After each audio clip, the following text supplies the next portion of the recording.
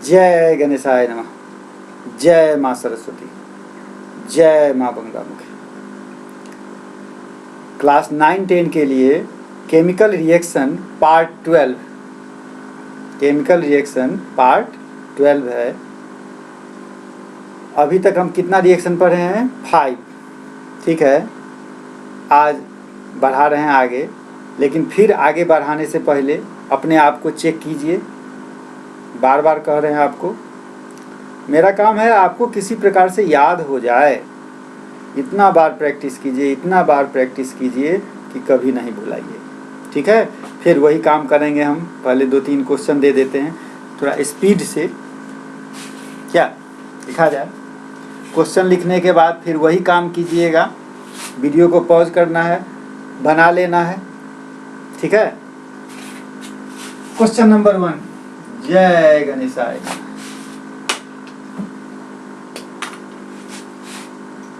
जय गणेशाय। जय माँ सरस्वती। जय माँ बंगलामुखी। Chemical reaction part 12। ठीक है, यहाँ लिख देते हैं, टेस्ट योर सेल्फ। क्या, अपने आप को चेक कीजिए। क्वेश्चन नंबर 1 दिखाई दे रहा है? क्वेश्चन छूट रहा है क्यों भैया? हाँ, अब दिखाई दे रहा है। हाँ, क्वेश्चन नंबर 1 क्या है? Right the symbol and valency. Speed हम थोड़ा बढ़ाते हैं। Right the symbol and valency. पहला क्या है? Mercurous, mercurous. दूसरा ऑरिक, AURIC। तीसरा निकेल, NICKEL। चौथा स्टेनस, STANNOUS। पांचवा प्लेटिनिक, PLATINIC। छठा नाइट्राइड, NITRIDE। सातवां प्लम्बाइट, PLUMBITE। आठवां सल्फाइड, SULPHIDE। नौवां हाइपोक्लोराइट, हाइपोक्लोराइट RIT। और 10वां एल्यूमिनेट, ALUMINAT। एक क्वेश्चन। ठीक है, अब आ जाइए, यहीं पर हम लिखते हैं क्वेश्चन नंबर 2। फिर वही राइट द फॉर्मूला। क्या? Right the formula. पहला पोटेशियम बाइसल्फाइड, पोटेशियम बाइसल्फाइड। दूसरा पोटेशियम जिंकेट, पोटेशियम जिंकेट। तीसरा सोडियम जिंकेट, सोडियम जिंकेट। चौथा सोडियम एल्यूमिनेट, सोडियम एल्यूमिनेट। पांचवा कैल्शियम बाइसल्फाइड, कैल्शियम बाइसल्फाइड। छठा कैल्शियम नाइट्राइड, कैल्शियम नाइट्राइड। सातवां मैग्नीशियम हाइड्रोक्साइड, मैग्नीशियम हाइड्रोक्साइड। आठवां zinc oxide. नौवां cupric sulphate, cupric sulphate और 10वां ferrous hydroxide.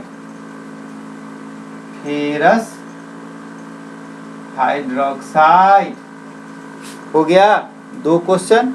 अब तीसरा हमको रिएक्शन लिखना है, उसके लिए तो मेरे पास जगह नहीं है, तो तुम साफ करेंगे, ठीक है। इसीलिए हम बोल बोल के लिखते जा रहे हैं कि आपका छूटे नहीं, आप स्लो ना।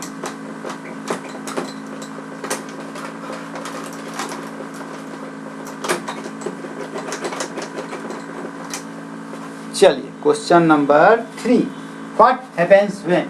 क्वेश्चन नंबर 3 नहीं दिखाई दे रहा है भाई।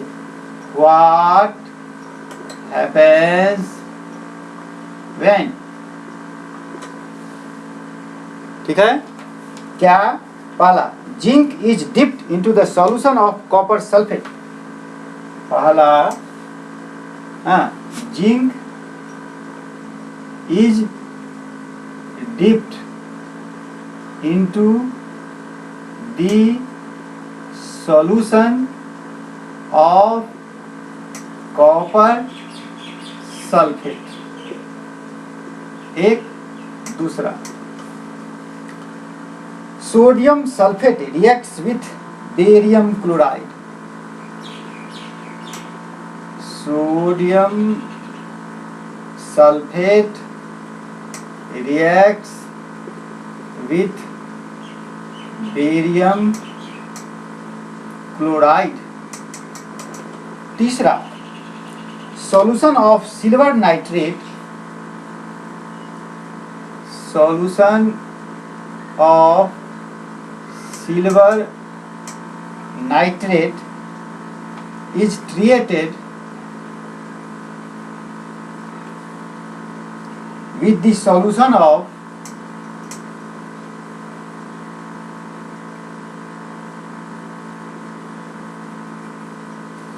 sodium chloride। Sodium chloride. चौथा में आइए, sodium chloride reacts with sulphuric acid. Sulphuric acid. और पांचवा है solution of potassium chloride. Solution of potassium chloride is treated with, इसके साथ सल्फ्यूरिक एसिड। सल्फ्यूरिक एसिड हो गया। फिर आपका 25 क्वेश्चन हो गया, नहीं तो 50 नंबर का क्वेश्चन हो गया क्या, तो 50 नंबर का क्वेश्चन हो गया। फिर लास्ट तक होगा तो आंसर दे देंगे, नहीं तो आगे दे देंगे आंसर, जैसा समय मिलेगा, ठीक है। देख लीजिए, बचा खुचा है तो उसको क्लियर कर लीजिए। अब मैं आगे बढ़ूं।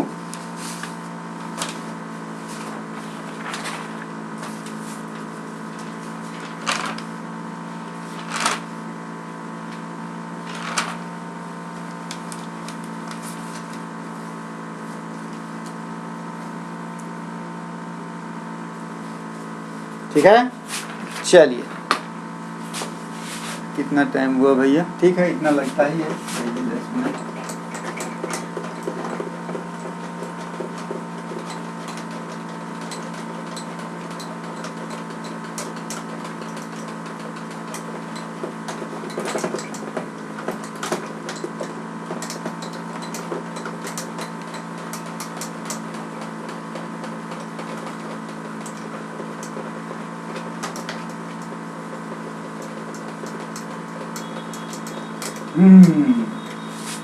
कितना रिएक्शन हम लोग अभी तक पढ़े हैं? अभी तक हम लोग 5 रिएक्शन पढ़े हैं मात्र, नहीं इतना दिन में मात्र 5 रिएक्शन पढ़े हैं। क्या बहुत स्लो है? एक हिसाब से समझो स्लो नहीं है, काम चल रहा है ना आपके पास। जैसे जैसे समय बीतेगा नंबर ऑफ वैलेंसी ज़्यादा हो रहा है, नंबर ऑफ कंपाउंड ज़्यादा हो रहा है, याद है, उसका प्रैक्टिस हो रहा है, तब आपके दिमाग में बैठ जाए। ठीक है, तब नहीं भूलिएगा, आपके लिए परमानेंट हो जाएगा। आज हम आ जाते हैं, आज हमको पढ़ना क्या है, पहले शो देख लीजिए। आज हमको पढ़ना है रिवर्सेबल रिएक्शन। रिवर्स, रिएक्टेंट से प्रोडक्ट बन जाना और प्रोडक्ट से रिएक्टेंट बन जाना। ठीक है, तो रिएक्शन को यदि हम दो भाग में बांटना हो तो इस प्रकार से हम दो भाग में बांट देते हैं, एक रिवर्सेबल रिएक्शन और दूसरा इरिवर्सेबल रिएक्शन। रिएक्टेंट से प्रोडक्ट बनना सब में होता है, अब प्रोडक्ट से भी रिएक्टेंट बन जाना, यह रिएक्शन क्या कहलाएगा, रिवर्सेबल रिएक्शन। और प्रोडक्ट से रिएक्टेंट नहीं बनना, वो सारा किस में चला जाएगा, इरिवर्सेबल रिएक्शन में। ठीक है, उसमें भी रिवर्सेबल रिएक्शन में को दो पार्ट में बांट दिया गया। क्या कहा कि रिएक्टेंट से जो प्रोडक्ट बनता है सेम सिचुएशन रहना चाहिए, सेम स्थिति रहना चाहिए, और प्रोडक्ट से भी रिएक्टेंट बन रहा है तो वही उसी सिचुएशन में, मान सेम सिचुएशन में रिएक्टेंट से प्रोडक्ट और प्रोडक्ट से रिएक्टेंट, एक केस। और दूसरा कि रिएक्टेंट से जो प्रोडक्ट बनता है वो एक केस, अलग सिचुएशन, और प्रोडक्ट से जो रिएक्टेंट बनता है वह अलग सिचुएशन है ना, दोनों में अंतर। एक में क्या हो रहा है कि रिएक्टेंट से प्रोडक्ट और प्रोडक्ट से जो रिएक्टेंट बन रहा है सेम सिचुएशन में, और दूसरा में रिएक्टेंट से प्रोडक्ट अलग सिचुएशन और प्रोडक्ट से रिएक्टेंट अलग सिचुएशन। दो टाइप का रिवर्सेबल रिएक्शन हो गया। नहीं तो दोनों का एक एक एग्जाम्पल दे देंगे तो काम हो जाएगा क्या। अब आ जाइए 6 नंबर में, आपका रिएक्शन नंबर है 6, रिवर्सेबल रिएक्शन। रिवर्सेबल रिएक्शन दिखाई दे रहा है, ठीक है। अब इसके बाद लिखना है, देखिए they are chemical reaction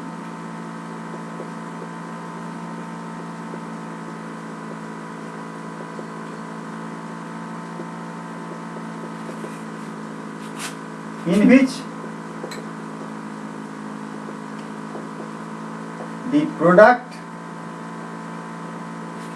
formed react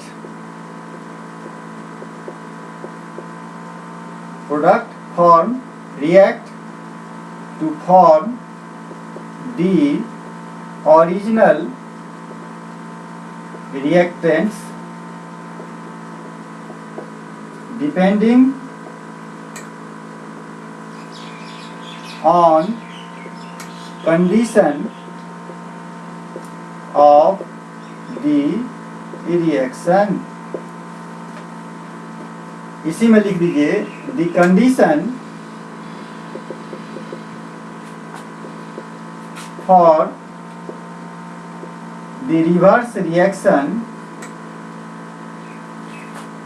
may or may not be the same as the condition for the forward reaction।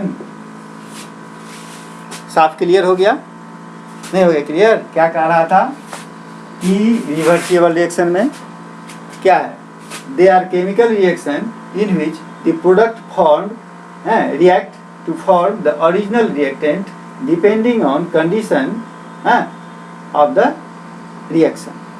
ठीक है, कंडीशन जो पॉइंट लगा दिया उसी के लिए लिखना पड़ा the condition for the reverse reaction may or may not be the same as the condition for the forward reaction। समझ के बाद अब आ जाइए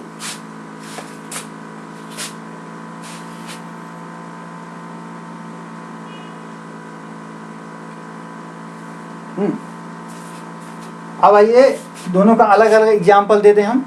क्या, रिवर्सेबल रिएक्शन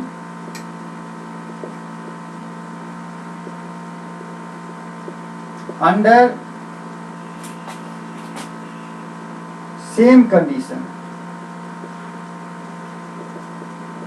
ये ना सेम कंडीशन और डिफरेंट कंडीशन, यही ना था, दो टाइप में बांटे हैं, सेम कंडीशन में आ जाइए।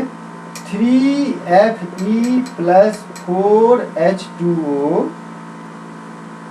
रिवर्सेबल का साइन, Fe3O4 प्लस 4H2, यानी इसका मतलब आप देखिए कि 3Fe4H2O में रिएक्शन हुआ और क्या है, रेड हॉट, क्या किया रेड हॉट में क्या होगा, Fe3O4 और 4H2, और फिर Fe3O4 4H2 को रेड हॉट में रिएक्शन करवाया गया तो 3Fe और 4H2O में बदल गया, यानी सेम कंडीशन, क्या हो गया, सेम कंडीशन में ऐसा होगा। अब आ जाइए रिवर्सेबल रिएक्शन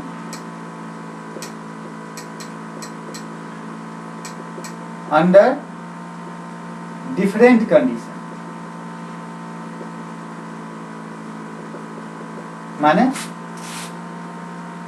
बैकवर्ड के लिए अलग और फॉरवर्ड के लिए अलग, नहीं, दोनों कंडीशन अलग अलग है। जैसे CaCO3 है तो reversible reaction, CaCO3 plus H2O plus H2O plus CO2 CaHCO3 twice, ठीक है, इन कोल्ड और हीट। अब देखिए CaCO3 plus H2O plus CO2 in cold क्या बन जाएगा, CaHCO3, और जब इससे ही बनाना होगा तब उसको क्या करना होगा, हीट करना होगा। यही कहता है सेम कंडीशन और डिफरेंट कंडीशन का रिवर्सेबल रिएक्शन का आपको एग्जाम्पल मिला। हो गया क्लियर? यही था आपका रिवर्सेबल रिएक्शन, ठीक है। अब हम आ जाते हैं आज आगे एक और रिएक्शन में आते हैं, उसका नाम है क्या, थर्मल रिएक्शन, माने क्या, हीट के कारण रिएक्शन, नहीं, थर्मल, हीट के कारण। तो थर्मल रिएक्शन जो है वो आपका दो टाइप का है, नहीं है क्या, एक एक्जोथर्मिक और दूसरा इंडोथर्मिक, एक एक्जोथर्मिक और दूसरा इंडोथर्मिक, ठीक। एक्जो माने क्या, जो माने हीट, जो माने हीट बाहर निकलो, माने यदि रिएक्शन होगा तो हीट बाहर निकलेगा। इंडो माने अंदर, जो कहने का मतलब क्या, रिएक्शन करवाने के लिए हीट की आवश्यकता होगी, बात समझ। यदि रिएक्टेंट है, आपको यदि एक्जोथर्मिक आएगा क्या होगा, प्रोडक्ट में प्लस हीट हो जाएगा, नहीं होगा एक्जोथर्मिक, ठीक। और जब इंडोथर्मिक होगा तो प्रोडक्ट में माइनस हीट हो जाएगा, नहीं होगा। आप एक्जोथर्मिक में क्या पढ़े, जो हीट, जो माने हीट बाहर निकलेगा, तो रिएक्टेंट हुआ, रिएक्शन के बाद प्रोडक्ट बना तो प्रोडक्ट प्लस हीट, ये क्या हो गया, एक्जोथर्मिक।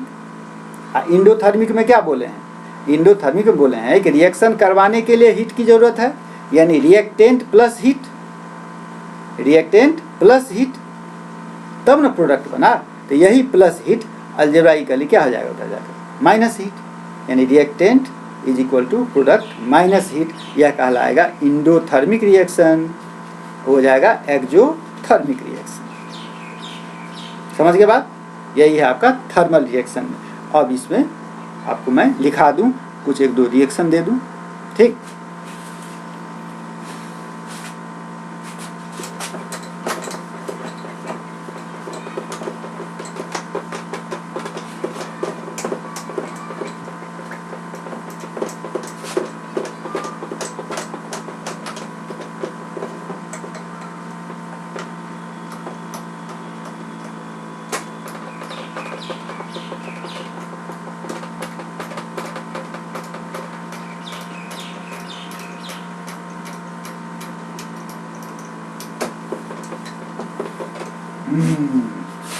रिएक्शन हुआ। अब ये जो थर्मल जो हम लोग पढ़ेंगे तो थर्मल में दो हो जाएगा, कौन कौन, एक्जो और इंडो। तो मेरा है 7वां में आ जाइए, ये आता है थर्मल रिएक्शन में, थर्मल रिएक्शन में है, इसको हम लोग दो भाग में बांटे थे, एक बांटे थे एक्जोथर्मिक और एक बांटे थे endothermic.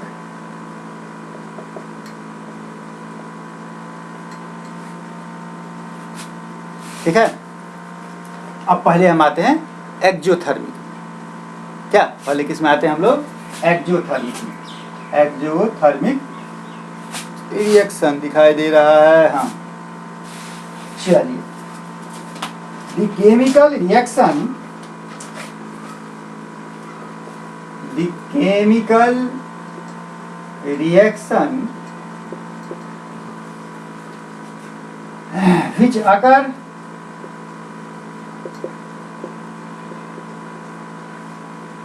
with the evolution of heat along with the formation of products are called exothermic reaction। साफ क्लियर? यानी the chemical reaction which occur with the evolution of heat along with the formation of product are called exothermic reaction। हो गया। अब हम लोग आ जाते हैं इसके एग्जाम्पल पर, तब चले जाएंगे इंडोथर्मिक में। क्या अब आ जाइए एक्सोथर्मिक का एग्जाम्पल ले लीजिए। पहला एग्जाम्पल है, अच्छा ये लिखाएगा कैसे रिएक्शन? ये रिएक्शन लिखाएगा रिएक्टेंट प्रोडक्ट प्लस हीट, ये नहीं इसका हुआ फॉर्म रिएक्शन का। पहला बर्निंग ऑफ कूल, पहला एग्जाम्पल ले लीजिए बर्निंग ऑफ कूल। रिएक्शन लिखें या आप लिख लीजिएगा? हम लिख देते हैं, आप मिला लीजिएगा, ठीक है। रिएक्शन ऑफ अरे बर्निंग ऑफ कूल क्या है? C+O2 CO2 और प्लस क्या हीट। दूसरा आ जाइए formation of water, formation of water C+O2 CO2 अरे गलती लिखा गया 2H2 plus O2 is equal to 2H2O और प्लस क्या हीट। उसके बाद तीसरा है आपका formation of hydrochloric acid, formation of hydrochloric acid H2 plus Cl2 2HCl और प्लस क्या हीट। सब में हीट निकलते जा रहा है बाहर, यानी कौन रिएक्शन हुआ? एक्सोथर्मिक। 4 में आइए burning of methane, burning of methane CH4 ना, यानी CH4 plus 2O2 CO2 plus 2H2O plus क्या हीट। अब आ जाइए फिफ्थ नंबर में। फिफ्थ नंबर में आपका हो गया कि जैसे आपके शरीर में भी होता है एक्सोथर्मिक रिएक्शन, होता है ना। हम लोग जो खाना खाते हैं, नहीं वो किस में आता है? Exothermic reaction. ये रिएक्शन तो आपको आता होगा ग्लूकोज वाला, कि नहीं आता? लिख लीजिए वो भी। पांचवा C6H12O6 plus 6O2 is equal to 6CO2 plus 6H2O और प्लस क्या हीट, माने हीट एनर्जी। नहीं हो गया? 5 एग्जाम्पल। मेरा मेन मकसद यही था रिएक्शन आपसे करवाना, रिवर्सेबल है। हो गया क्लियर? हैं? चलिए अब हम आ जाते हैं इंडोथर्मिक पर, ठीक है। अब आ जाते हैं हम लोग इंडोथर्मिक रिएक्शन। इसको साफ करें, लिखाते जा रहे हैं क्या? उसमें तो कोई दिक्कत नहीं होती होगी। इसको रखना नहीं रखना कोई जरूरी नहीं है। चलिए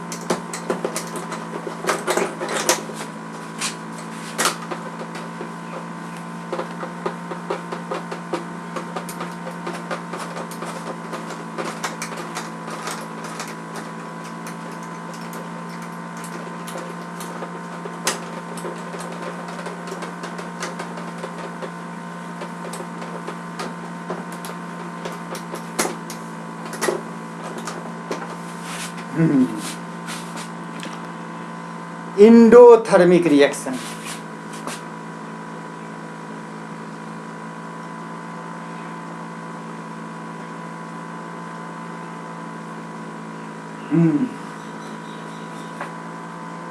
इसका क्या होगा?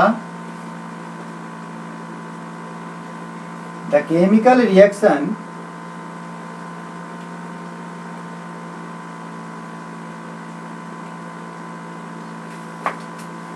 which occur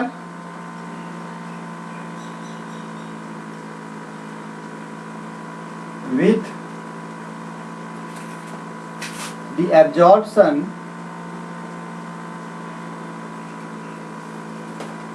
of heat are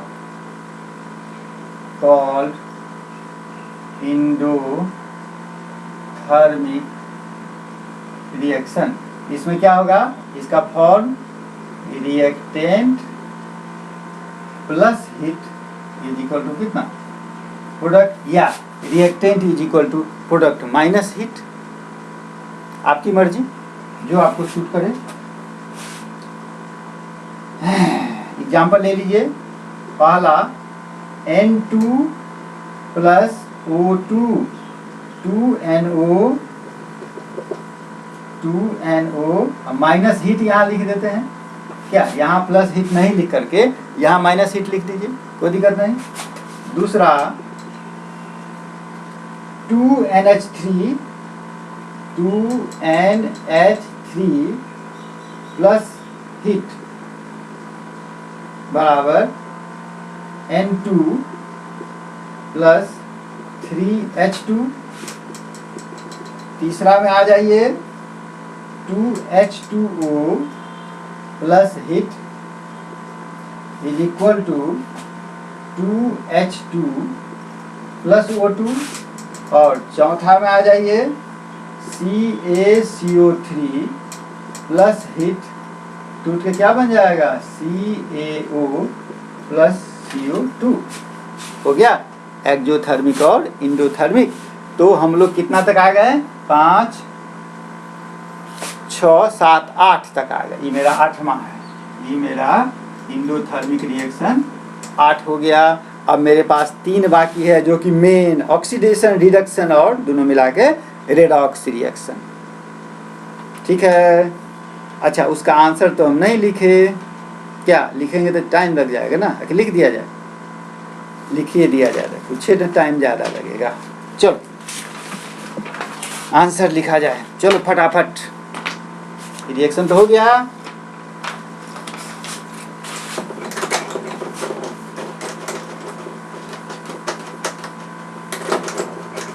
अब तो बना लिया होगा तुम लोग।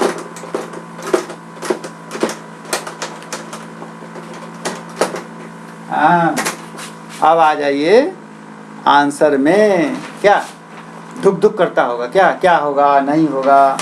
चलो मिलो फटाफट। आंसर नंबर 1, आंसर नंबर 1 पहला Hg1, दूसरा Au3, तीसरा Ni2, चौथा SN2, पांचवा PT3, छठा N3, सातवा PbO2,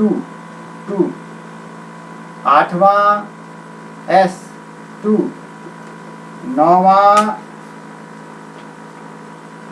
ClO, ClO1 और 10वां AlO2 1। एक हो गया क्या? वैलेंसी सिंबल वाला। अब आ जाइए आंसर नंबर 2। कंपाउंड वाला था KHSO3, पहला का KHSO3, दूसरा का K2ZnO2, तीसरा का NaNO2, चौथा का NaAlO2, पांचवा का CaHSO3 ट्वाइस, छठा का Ca3N2, सातवां का MgOH ट्वाइस, आठवां का ZNO, नौवां का CuSO4 और 10वां का FeOH ट्वाइस। हो गया 2 क्वेश्चन। अब तीसरा है रिएक्शन वाला। चलिए आंसर नंबर 3 रिएक्शन वाला में दिखाई दे रहा है ना?